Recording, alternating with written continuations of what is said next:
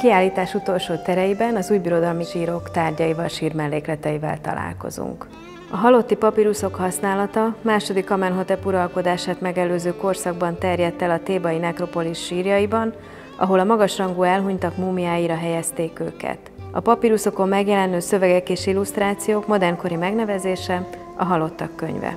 Ezek a mágikus szövegek olyan védelmező igéket tartalmaznak, amelyek lehetővé tették a halott számára a túlvilágról való szabad kilépést és az oda való szabad visszatérést is. Az írnokok a papiruszok felületére mindig kétféle tintával írtak, általában piros színnel emelték ki az új szövegrészek kezdetét.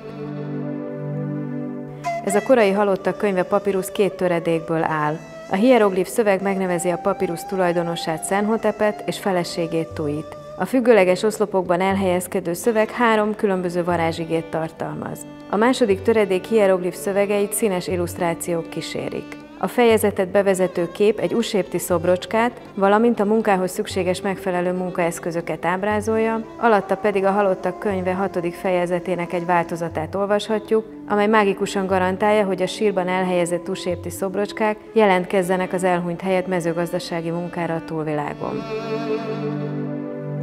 A következő fejezet a napisten bárkájáról szól. Az illusztráción a bárkának és a solyomfejű napistennek hódoló elhunyt pár látható, akiknek meg kell nevezniük a bárka összes fából készült alkatrészét, és tudniuk is kell funkcióit, hogy felszállhassanak rá. Végül a töredék jobb szélén egy újabb varázsige kezdődik, amelynek jelenetén a házaspár egy túlvilági kapu elé érkezik. A szöveg segít nekik abban, hogy meg tudják nevezni a kapukat késeikkel védelmező túlvilági őröket, és így beléphetnek a túlvilági kapukon. A sírokban általában csupán egy papiruszt helyeztek el, de az illusztrációkon a sír tulajdonosát és feleségét együtt ábrázolták. Ez talán arra utal, hogy a papiruszon szereplő szövegek mindkettejük túlvilági boldogulását segítették.